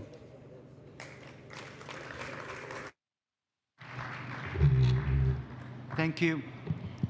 I would like to give the floor now Ms. Diana Walker, Senior Advisor, Office of the Special Presidential Envoy for Climate, the United States of America. Perfect. Thank you for having me here today. We recognize tourism plays a key role in achieving the goals of the Paris Agreement. The aviation, car transport, cruise, and accommodation sector all contribute to carbon emissions, along with truck and rail transportation of food and materials on which the travel and tourism sector depends. The United States 2022 National Travel and Tourism Strategy is the guiding document for U.S. government tourism policy. It's a 5-year strategy to increase not only the volume, but the value of tourism. In addition to welcoming 90 million visitors to the U.S. by 2027, it lays out a comprehensive, holistic approach to tourism development and makes climate change and sustainable tourism a key priority. Under the pillar Fostering Sustainable and Resilient Travel and Tourism, the National Travel and Tourism Strategy sets the following goals: to reduce travel and tourism's contribution to climate change and build a travel and tourism sector that is resilient to natural disasters, public health threats, and the impacts of climate change, and to build a sustainable sector that integrates protecting natural resources, supporting the tourism economy, and ensuring equitable development. Sustainable tourism and mitigation in the tourism sector must also be coordinated and planned at the local level. For example, the U.S. Department of Commerce National Travel and Tourism Office is collaborating with the city of Flagstaff, Arizona, on a unique pilot project to create a sustainable tourism action plan. The plan will work with destination authorities and stakeholders to increase the environmental and social sustainability of the tourism sector in Flagstaff and to underscore the importance of stakeholder engagement. This action is relevant across mitigation and adaptation in the sustainable tourism sector. We are enthusiastic to endorse the Tourism Declaration and thank the COP29 presidency for choosing to elevate this topic and the ambition in this space. We look forward to further actions taken to advance adaptation and mitigation in the tourism sector. Thank you.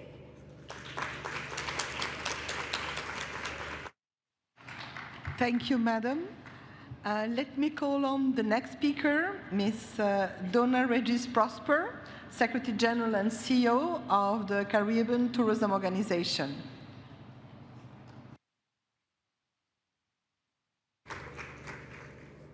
Ladies and gentlemen, good morning. On behalf of our 25 member countries, the Caribbean Tourism Organization, CTO, is grateful for this opportunity to address this conference. Though we tend to think of the Caribbean as a cluster of small islands, the population of the region is over 45.5 million. For us, climate crisis is no longer imminent, it is already here.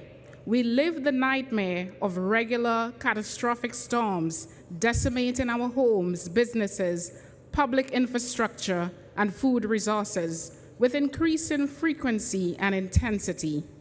80% of the tourism-dependent countries in the world are located in the Caribbean.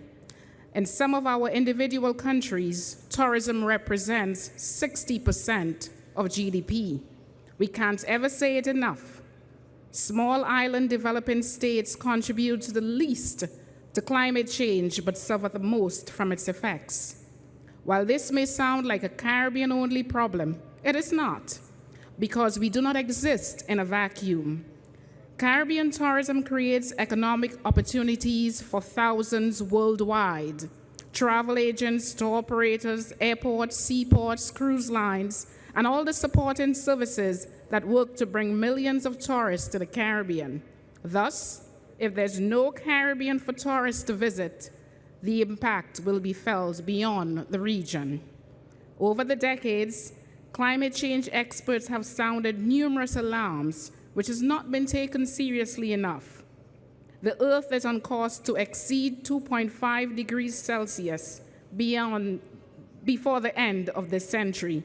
Yet, we are speeding across this tipping point as though the future does not matter. We add our voices to the global cry for meaningful action to protect our environment. We add our voices to the call to end the distress that climate change causes to innocent, poor people. And while we appeal for international cooperation and assistance for the Caribbean, the region is not sitting idly by. We are proactively engaging strategies to promote sustainable practices. We are champions of responsible tourism, and every day we demonstrate how tourism can enhance environmental stewardship. Through a commitment to sustainability, we can safeguard our nations for generations, and the Caribbean can maintain its status as a leading travel destination and contributor to the global economy. Thank you. Thank you. I would like to invite the floor Mr. Christopher Cocker, CEO of the Pacific Tourism Organization, representing Fiji, Nauru, Republic of Marshall Islands, Papua New Guinea, Samoa, Solomon Islands, Tonga, and Vanuatu.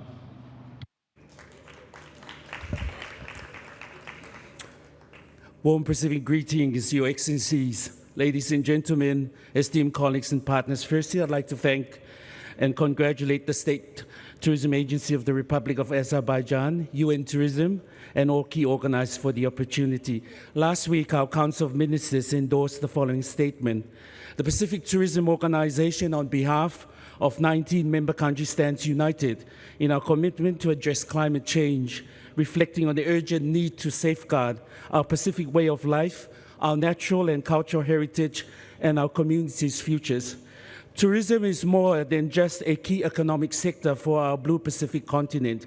It is a lifeline, and it's on the front lines of climate impacts. Our ecosystems, coastlines, and cultural assets are increasingly vulnerable to climate change, such as escalating risk of sea level rise, extreme weather events, and biodiversity loss. The Glasgow Declaration underscored the need for transformation change. It is noted that the COP29 presidency has prepared the Baku Declaration on Enhanced Climate Action in Tourism. As Pacific leaders, we commit to an integrated approach where tourism acts as a force of environmental protection, cultural preservation, and social and economic resilience. These aspirations are reflected on our Pacific Sustainable Tourism Policy Framework and align closely with the 2050 strategy of the Blue Pacific continent of our leaders. Our commitment is to mobilize sustainable financing. Secondly, enhance knowledge and capacity building. Thirdly, to promote high-quality, low-impact tourism, and to support inclusive tourism that uplifts our communities, especially women and youth, providing equitable opportunities, enhancing social inclusion. Our call to action to the developed countries, particularly the major emitters, the UNFCCC, international financial institutions, and the wider international community. Firstly, to commit increased financial support through the new collective unified quantified goal on climate finance. Secondly, urgently reform funding pathways to prioritize support for small to medium enterprises, community-based businesses and cooperatives in small island developing states. And finally, we seek a dedicated climate adaptation and mitigation fund with simplified regional contextualized processes that enable faster, more direct funding access for our private sector and communities who are involved in tourism. We pledge to act now with dedication and urgency and to deliver on a shared vision for a thriving Pacific that will benefit generations to come. Thank you. Thank you very much, Chris. You are one of the champions of tourism protection in the Pacific. Let me now, with great pleasure, invite Ms. Julia Simpson, President and CEO of the World Travel and Tourism Council. So much waiting for your intervention, Madam. Thank you so much, Your Excellencies, Zaritza, Kanan. Good morning again. This is truly an historic moment in the story of travel and tourism, and many congratulations to Azerbaijan. I'm truly honored to be here representing the World Travel and Tourism Council and our members, some 200 of the leading businesses in our sector. Climate change is the pressing need of our generation, one that we cannot tackle alone. Each of us needs to take action in order to protect this beloved planet. And it's why forums like this are so integral, having the public and the private, as Zurab said, working hand in glove to find solutions. I really would like to just congratulate the UN Tourism with Zurab, Poliokashvili, to Azerbaijan, Fahad Najiev, and to UNFCCC, Ms. Kapilshami, for this first ever tourism day during COP. We know that travel and tourism is really vulnerable to climate impacts and that we have an important role to play in the solutions. That's why in 2021, WTTC published the very first ever net zero roadmap for global tourism. It was to understand what was needed to decarbonize our industries and also to understand where our sector was in terms of climate change. Today, I'm pleased to say the number of companies across beyond my membership that have now science-based climate targets has doubled, but it's not fast enough. Since then, WTTC has managed to quantify travel and tourism environmental and social footprint. That is in great measure thank you to our partner Saudi Arabia and His Excellency Al Khatib. Our joint research showed that in 2019, our sector did account for almost 8% of global greenhouse emissions. Last year, that number fell to 6.5%, but of course, our sector had not fully recovered, with its economic impact still 4% below 2019. But global greenhouse gas emissions were 14% below that 29 peak.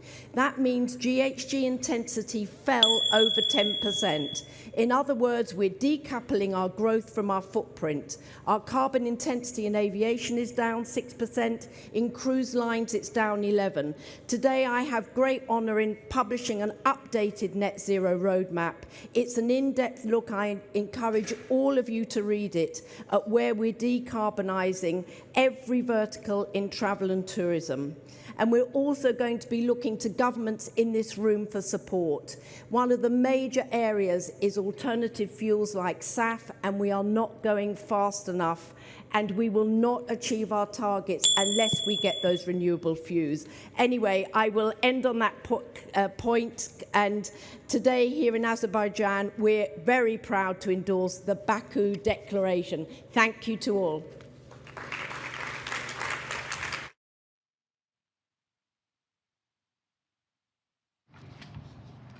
Thank you. Now, I want to give the floor to Mr. Glenn Manzuik, CEO of World Sustainable Hospitality Alliance. Floor is yours, Mr. Zadi.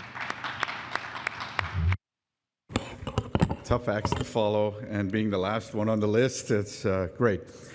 It's a big honor for our organization to be asked to speak here today. As CEO of the World Sustainable Hospitality Alliance, I'm proud to be here with our chair, Daniela Foster, and our vice chair, Inga Hubritz, to represent an organization that unites the hospitality industry and its companies, their value chains, the strategic partners to tackle pressing challenges that impact our planet, our communities, and our economies. With a network comprising over 55,000 hotels, with more than 7 million rooms across 300 brands, the Alliance is committed to creating a sustainable and responsible hospitality sector under the philosophy of net positive hospitality that embodies the principle of giving back to the destination for which we have the privilege to operate within than we take out. At this landmark COP session, I'm thrilled to announce the launch of our Universal Sustainability Key Performance Indicators and the completion of the first wave of KPIs. This initiative marks a transformative step for our industry. The Universal KPIs establish structured and globally aligned framework for hospitality sector to measure and report essential environmental, social, and governance metrics. This alignment with COP's climate goals highlights our industry's commitment to actionable steps towards carbon footprints. The development of these KPIs was a collaborative effort involving extensive engagement with industry stakeholders. We undertook comprehensive review of existing frameworks and metrics with global ESG trends and reflects the realities of our sector. Stakeholder input was crucial throughout the process and to develop broad perspectives on this approach. These KPIs underwent rigorous validation. We recognize the transparency and verification are key attributes of these KPIs. Our partnership with UN Tourism is vital in aligning our ESG frameworks and setting the stage for responsible tourism worldwide. These first wave of metrics will involve GHG emissions, water consumption, energy usage, and waste management. And I'm very pleased that our industry has aligned globally on measuring these. Without measuring collectively, we can't actually make the action that we need to happen. So we're very proud and honored to be a part of this process with UN Tourism. Thank you. Thank you. Before giving the closing remarks, I would just give the final speaker the floor. David Fornes, State Secretary on Energy Transition, Transportation and Mobility from the Government of Andorra. Please, floor is yours. Many thanks. Many thanks for making me space in this final statement for me at the last minute. Also, let me congratulate Azerbaijan for this excellent hospitality in your great country. Let me congratulate the launching of the NETSET Climate Action in Tourism Declaration and thank Azerbaijan Presidency for this initiative. This is very important outcome in this COP29 as tourism is as a pillar sector of a top priority for Andorra. Climatic variations pose significant economic challenges and have severe consequences on socio-economic activities, especially tourism activities which are closely linked to climate, biodiversity, landscape, and nature. Therefore, putting economies, mountain peoples, and their livelihood in extremely vulnerable position. That is the case of Andorra, a mountainous country with a high impact on tourism in its GDP and economy, and that we are already recorded at 2 degrees average temperature increasing since 1959. We are among the most vulnerable territories. This is a widely identified by the scientific community, and we are very close to adaptation limits. This is why Andorra made this priority to be the first country to submit the BTR, the Biannual Transparency Report, and also the first to undergo a technical expert review under the NACET transparency framework of the Paris Agreement. This demonstrates our deep commitment to climate action despite our small footprint. We strongly believe that every country has a crucial role to play in achieving the Paris Agreement goals. This includes integrating climate change in all the national tourism strategies and policies, along with including tourism goals in our next NEDC, the next year. Moreover, Andorra is working on the new tourism law that will include climate change and sustainability. Being transparent allows us to be exigent, and we need to be, to protect mountains and require ambitious global climate action. Thank you very much.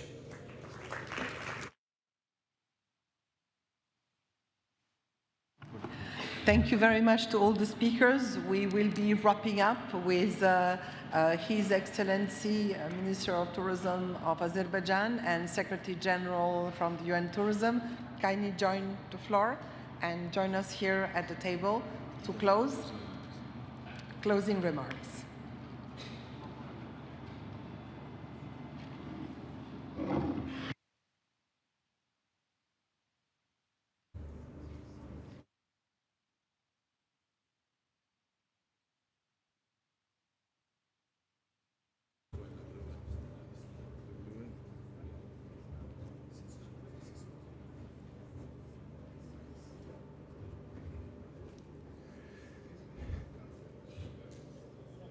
Your Excellencies, honored ministers, distinguished guests, ladies and gentlemen.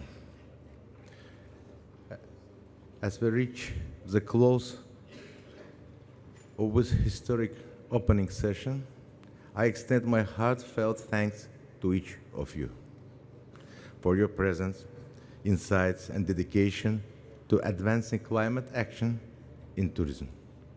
Today, we have witnessed an important gathering here at COP, bringing together mainly governments alongside international organizations and non-governmental actors to focus on tourism's role in addressing climate change.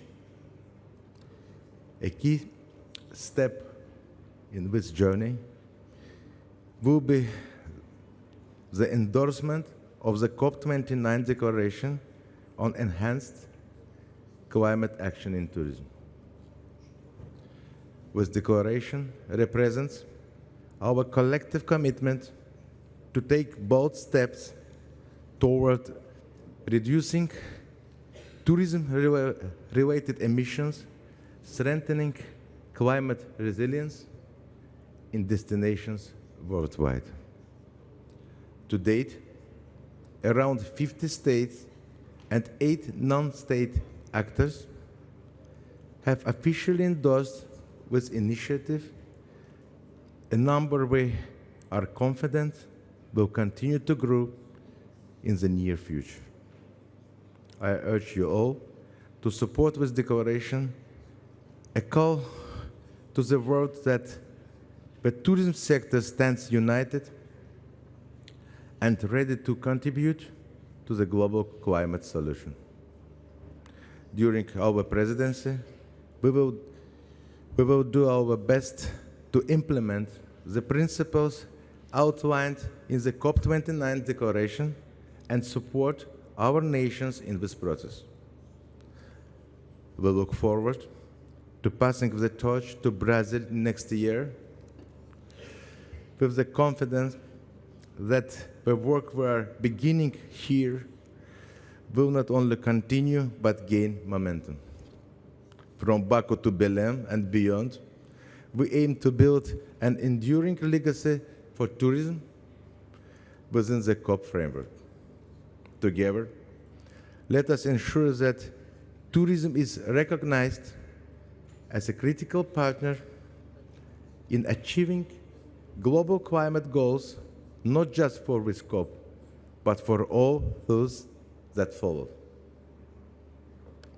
I would also like to extend my deepest gratitude to our partners, especially UN Tourism, for their support and shared vision. I also want to thank our dedicated team, whose hard work and commitment over the past month have brought us to this important moment. To the staff behind the stands, your efforts are instrumental to our progress, and I am truly grateful for each one of you. Please remember that this is just the beginning of our day.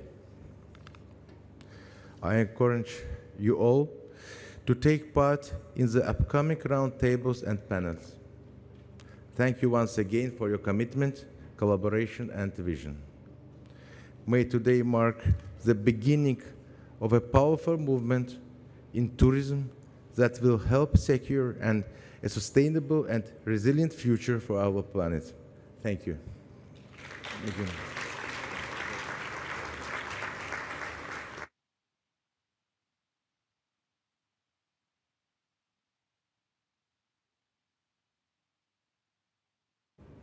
Thank you, dear Fuad.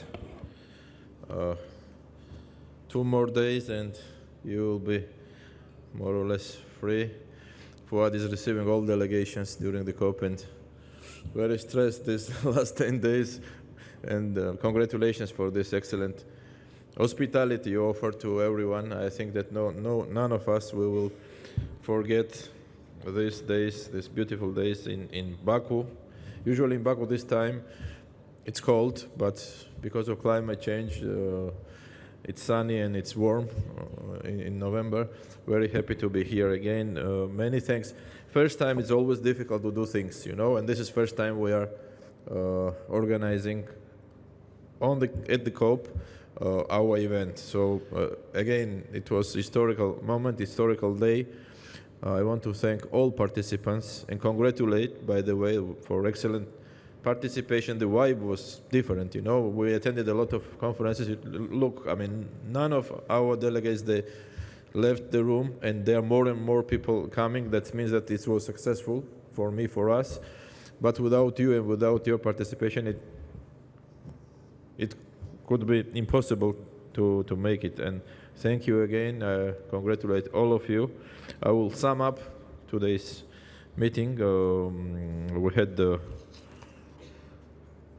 our previous host, United Arab Emirates, His Excellency Minister, who opened, and COP was great. Last year we participated also in Dubai, and next year we have Brazilian year. Why? Because maybe many of you know that next year is the UN Tourism 50th anniversary. This is a very important day, and we're starting January hosting all of you, and we'll be very happy to host you in Madrid for FITUR, because Brazil is host country. Brazil is chair, as I mentioned this morning, and welcome, dear Minister Celso Sabino.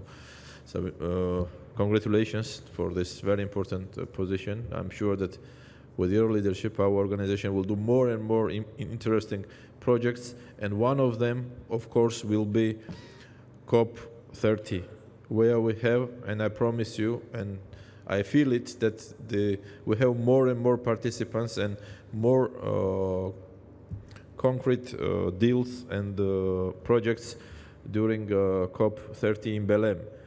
We were talking why Belém, because Belém is the 25% Amazonia, all green Amazon, 25% of all biodiversity of the world. We're talking about very serious place, and I've been there, and I had the honor to be participating in G20 Ministerial meeting, and this is the place where everyone has to be and to participate and to give its vote and support to many challenges we faced. And a part of it, I want to inform to our dear friends that we are opening and congratulate UN Tourism Office in Rio de Janeiro, and that's why next year we'll be very active with Brazil as this year with the G20 presidency, and congratulations and thank you to coming from very, very far and to attending this important meeting here. Princess Dana, Firas, thank you for your support. With government of Jordan, we are very close to also inaugurate and to have presence of UN tourism in Dead Sea, and I'm sure that you will be closer. Thank you, my dear minister from Belarus, dear Sergei. It's a pleasure. Belarus is another virgin country with a lot of possibilities and opportunities to promote sustainable tourism. Costa Rica is another leader of that aspect, and we had a quite big coverage. I mean, Czech Republic, when we're talking about tourism, always Prague is in top 5 in our minds, and another nice place to develop tourism strategy. Iran, very active member of our organization. Minister, it's an honor to have you with us. Why I'm telling, because it's my pleasure, it's my honor to have here Minister of Maldives. We are working to have UN tourism island in Maldives, and when we're talking about sustainability or climate change or any kind of other challenges, Maldives also, it's a pioneer and nice showcase, and very different from all of us to other countries to know and to be. Balkans, Montenegro, and Republic of North Macedonia. Of course, the new, and I don't like the word emerging markets or place, but the future of tourism in Europe, I'm sure that it's in Balkans. There are a lot of possibilities, opportunities we still don't know, and I'm very happy for participation to be with us. My dear Kazakhstan and Uzbekistan, we have office already in Uzbekistan, and in Kazakhstan we just been, and also we are going to have a presence. We already have the office in Saudi Arabia. Tanzania, the Excellency Kilimanjaro, another Serengeti, the Arusha National Park. I mean, this is the place where we'll have, by the way, second gastronomy forum next year, and we will be very honored to. I want to invite. Thank you, African presentation and representative, such high level today. So we covered all Caribbean State Secretary Diadona. Thank you. Caribbeans, also like Maldives, is excellent showcase for everyone. I know that because of UN rules we have to leave this room, but I'm very emotional, and it's very important meeting, I think, that's why. And of course Pacific, which and families are depending on tourism industry there. Families live with the income from tourism, only fishing and tourism. These are two, agriculture generally, and these are two main source of income. And thank you, dear Christopher, to be with us. You represent very important part of sustainable development.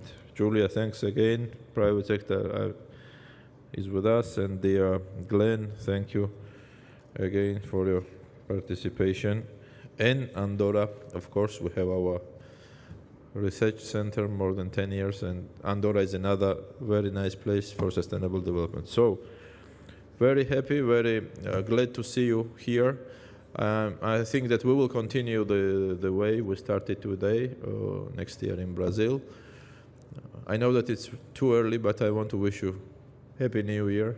Next year will be much nice, much peaceful, I hope, and again, very happy to have new friends, new active participants, and we will be always welcoming you and supporting all your ideas, all your know-how, all your knowledge, which is important to promote sustainable tourism.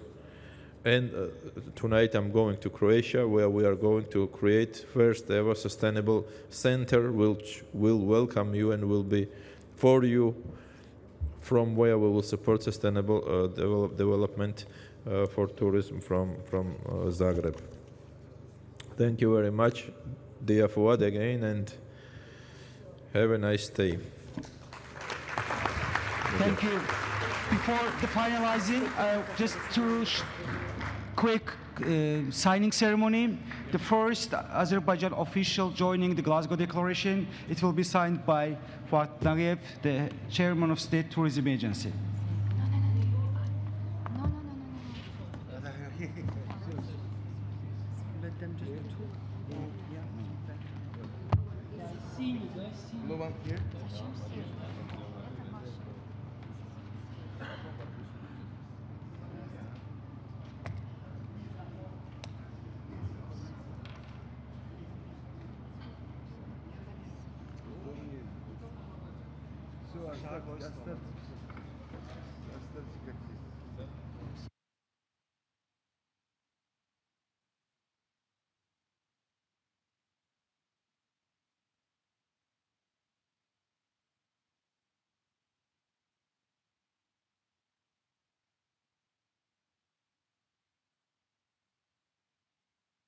Second document This is that we'll all sign- our mutual commitment to today's event, and thank you for your commitment, for your support, and for your leadership. It's a letter of intent on collaboration in climate action and tourism between World Tourism Organization and the State Tourism Agency of the Republic of Azerbaijan.